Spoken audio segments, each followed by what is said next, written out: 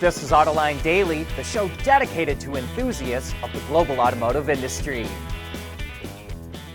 Social media outlets lit up yesterday when Tesla announced it was releasing version 12 of its full self-driving software to a select number of customers. Tesla did make it available to a number of employees a couple of months ago, but it seems to like to limit early software releases to people who have a clear understanding of what it can do and who are also less likely to criticize any problems. Tesla fans are excited because V12 runs on neural nets that were trained with millions of video clips instead of running on hundreds of thousands of lines of computer code. Elon Musk has been promising full autonomous capability for years and told customers they would be able to make money with their cars by entering them into a robotaxi fleet. The potential revenue from that is a key reason why Tesla has such a high market valuation. But it's unlikely that V12 will deliver on that promise, at least not yet. The value of neural nets is that they learn over time, and so FSD should only get better. UAW President Fain wants to copy European unions and shut down the United States on May 1st of 2028. He's calling for a national strike on International Solidarity Day, or May Day, in which all unions across the country stop working for a day. And that just so happens to be the same date when the current UAW contract with the Detroit 3 expires. Speaking at a UAW conference in Washington, D.C., Fain also said the union would get the Detroit 3 to reinstate pensions for all its hourly workers, or it would get the federal government to foot the bill. 2 years ago, automakers were screaming that they couldn't get enough inventory because of the chip shortage. But that was then. Now Nissan is cutting production in the U.S. in the first quarter due to high inventory. Automotive News reports that it will slash production by 6%, or about 10,200 vehicles, and that's on top of a cut of about 1,200 vehicles in December. The Rogue accounts for over half of the cuts, and the Pathfinder and Frontier will also be trimmed. Nissan had 106 days supply of vehicles at the end of last year, which is 50% higher than any other full-line brand. But dealers aren't happy with the cuts because nearly a third of Nissan dealers in the U.S. lost money last year. So they say they need to sell more cars, not fewer. Chinese battery maker CATL is going to license its battery technology to more American and European car companies.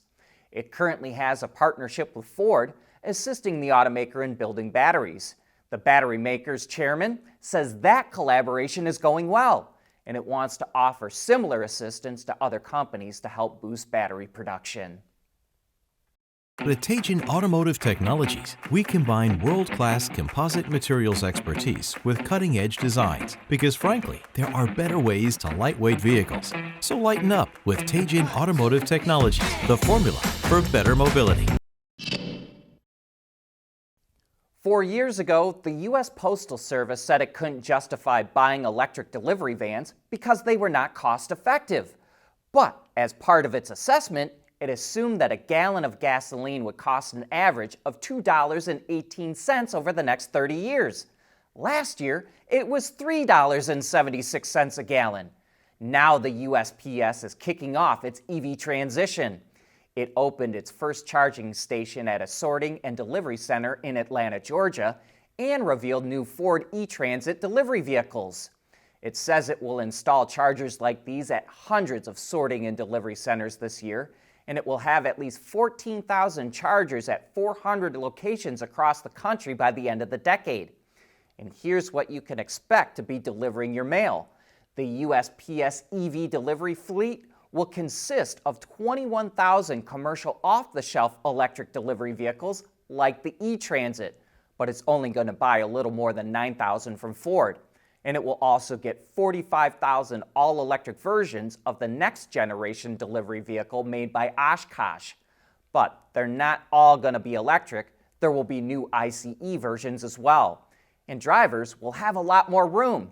The E-Transit has 3 times the cargo capacity compared to today's Grumman mail truck. Toyota Chairman Akio Toyoda has been very vocal about transitioning to electric vehicles too fast because he's skeptical they'll catch on in a significant way. During a business event, Akio said he thinks electric vehicles at most will only reach 30% market share, with ICEs, hybrids, and fuel cells accounting for the rest. He said that customers and not regulators or politics should make the decision on the transition to EVs.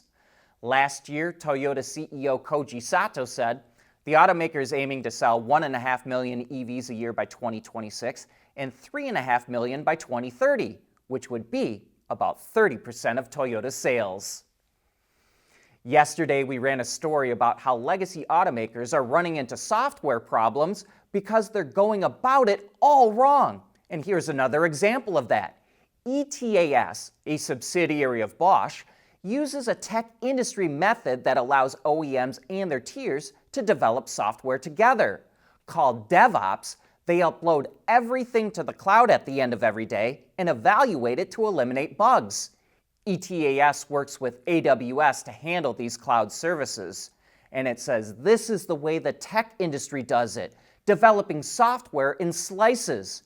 Traditional OEMs, on the other hand, tend to build the entire stack and then start testing it.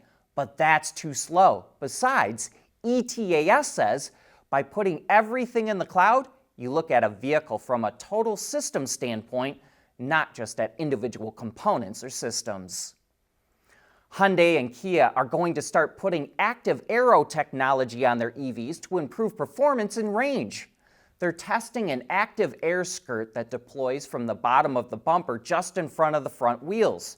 It comes down at 80 kilometers an hour, or about 50 miles an hour, which is when the aerodynamic resistance becomes greater than the rolling resistance of the tires, and the air skirt helps reduce that drag. A Genesis GV60 with this tech saw its drag coefficient go down by nearly 3%, which would equate to about 6 more kilometers, or about 4 more miles of range.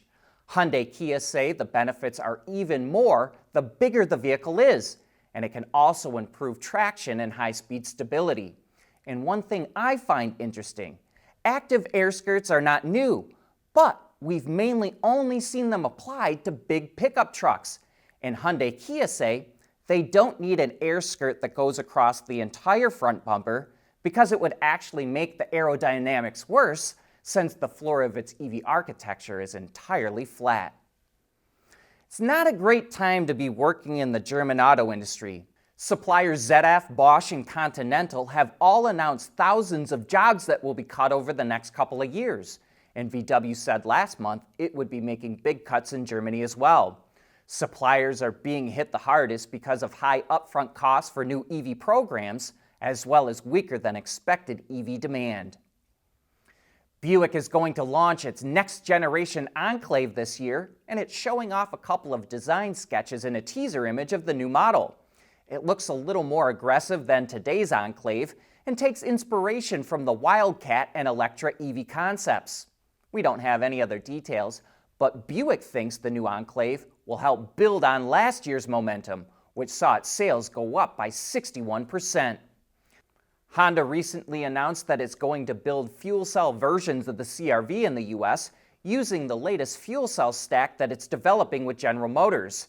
But yesterday, the CEO of the truck company MAN said that fuel cells will never be viable because green hydrogen is simply too expensive. And if you can't get green hydrogen, he said, then a fuel cell is no more sustainable than a diesel engine. That's why on Autoline After Hours on Thursday, we're going to be talking all about fuel cells. We've got Charlie Fries, the Executive Director of Global Fuel Cells at General Motors, coming on the show. So if you've got fuel cell questions, leave them in the comments section or send an email to viewermail@autoline.tv. That's all for today's show. Thanks for making Autoline a part of your day.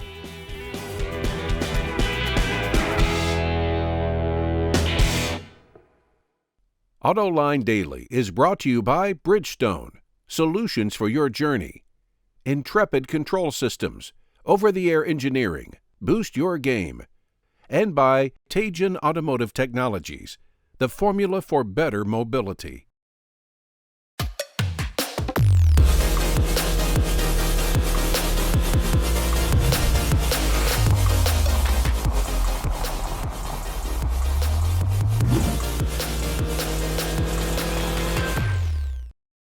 We want to know what drives your testing. OTA, connected car, diagnostics, remote testing. Intrepid Control Systems is here to help you work from anywhere. Intrepid Control Systems, driven by your data.